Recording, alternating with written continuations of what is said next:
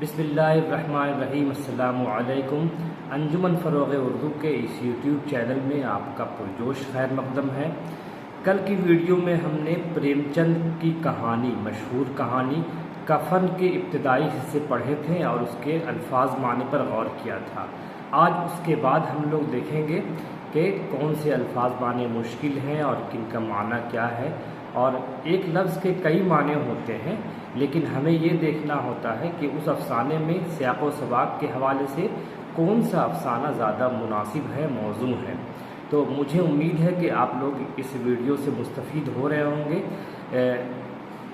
CGL میں جو سوالات پوچھے جائیں گے وہ میرا خیال ہے کہ وہ ٹیکسٹ کے اندر سے ہوں گے، اس لیے گھبرانے کی ضرورت نہیں ہے۔ ہم لوگ ایک ایک کر کے تمام اسباق کا مطالعہ کریں گے اور اس میں آنے والے مشکل الفاظ، مترادفات، واحد جمع کا ہم ذکر کریں گے اور اس پر کھل کر بحث کریں گے۔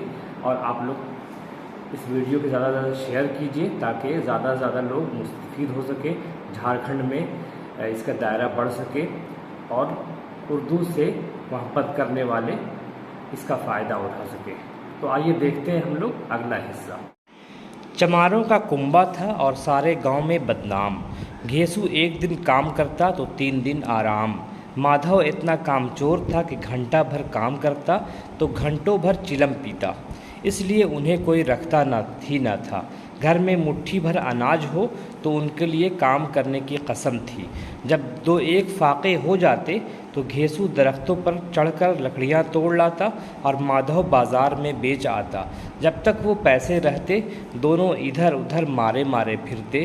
جب فاقے کی نوبت آ جاتی تو لکڑیاں توڑتے یا کوئی مزدوری تلاش کرتے۔ گاؤں میں کام کی کمی نہ تھی، کاشتکاروں کا گاؤں تھا، محنتی آدمی کے لیے 50 کام تھے، مگر ان دونوں کو لوگ اسی وقت بلاتے جب 2 آدمیوں کا کام پا کر بھی قناعت کر لینے کے سوا کوئی اور چارہ نہ ہوتا۔ کاش دونوں سادھو ہوتے تو انہیں قناعت اور توکل کے لیے ضبط نفس کی مطلق ضرورت نہ ہوتی۔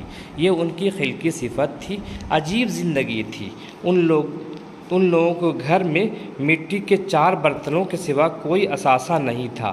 پھٹے چیتھڑوں سے اپنی اریانی ڈھانکے ہوئے، دنیا کے مکر سے آزاد، قرض سے لدے ہوئے، گالیاں بھی کھاتے تھے مگر کوئی غم نہیں۔ مسکین اتنے کہ وصولی کی مطلق امید نہ ہونے پر بھی لوگ انہیں کچھ نہ کچھ قرض دے دیتے تھے۔ مٹر یا آلو کی فصل میں کھیتوں سے مٹر یا آلو اکھاڑ لاتے اور بھون کر کھاتے یا 10-5 اونخ توڑ لاتے اور راتوں کو چوستے۔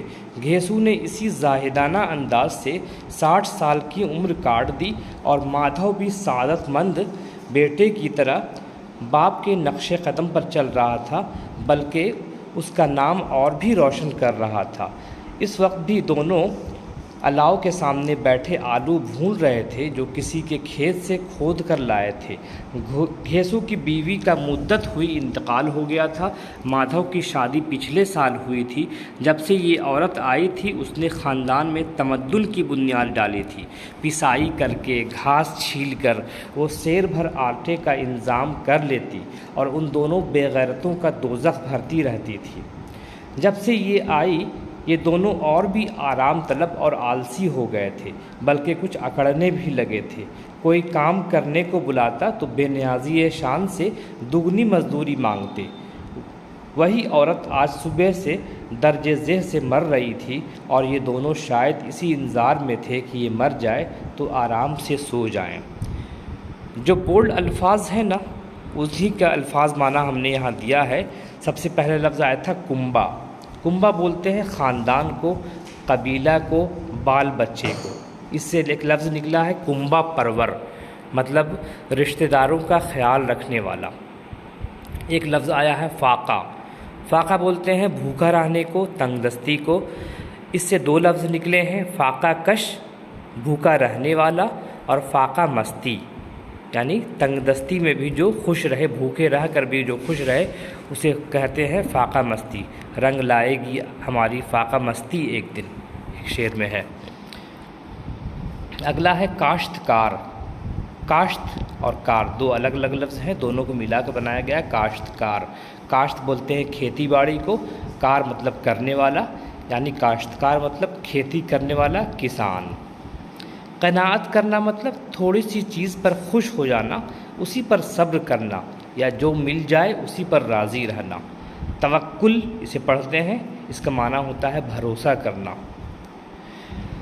اگلا لفظ ہے ضبط نفس، یہ دو لفظ سے مل کر بنا ہے، ضبط اور نفس۔ ضبط کے معنی ہوتا ہے حفاظت، قابو، اور نفس کے معنی سانس، جان، یعنی اس کا معنی ہوا اپنے نفس پر قابو پانا، ضبط نفس۔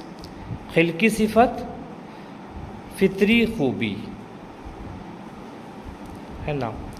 خلق اس میں دو معنی دیکھ رہے ہیں، خلق اور خلق۔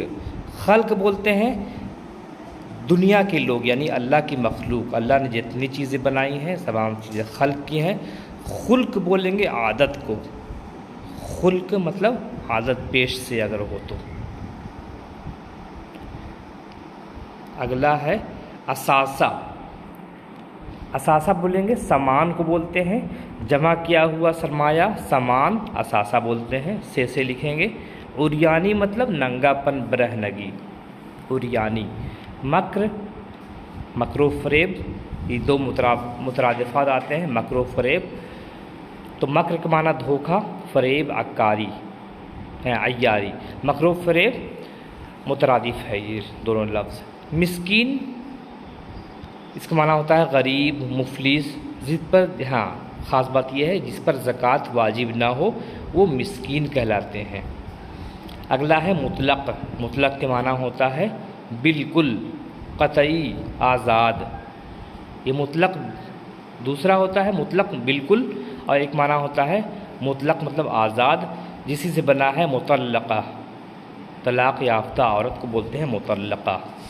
اونکھ یہ ادھر بھوجپوری علاقے میں یا پھر اودھ کے علاقے میں اونکھ بولتے ہیں، ہمارے یہاں اس کو گنا اردو میں بولتے ہیں، کتاری بولتے ہیں، سب سے کتاری، جس کا شربت گرمیوں کے دنوں میں ہم پیتے ہیں۔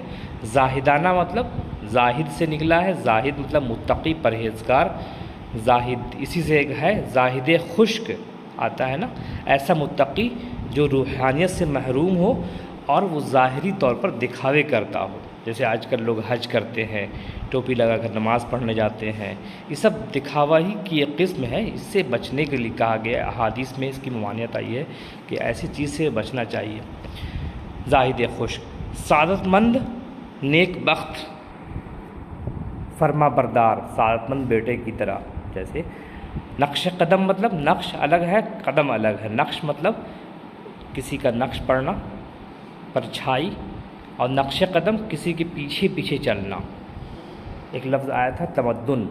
تمدن کے معنی ہوتا ہے مل جل کر رہنے کا طریقہ، یعنی زندگی گزارنے کا طریقہ۔ تمدن کی بنیاد ڈالی تھی، کس نے ڈالی تھی تمدن کی بنیاد؟ مادھو کی بیوی یعنی بدھیا نے، جب سے وہ شادی کر کے آئی تھی تب سے اس نے تمدن کی بنیاد ڈالی تھی، گاؤں میں کیسے رہنا ہے، لوگوں سے کیسے مل ملاپ رکھنا ہے، یہی ہے طرز معاشرت، طرز تمدن۔ غیرت اور بے غیرت۔ بے غیرت بولتے ہیں بے حیا، بے شرم، بے حمیت، جس کے اندر غیرت نہ ہو وہ بے غیرت ہے۔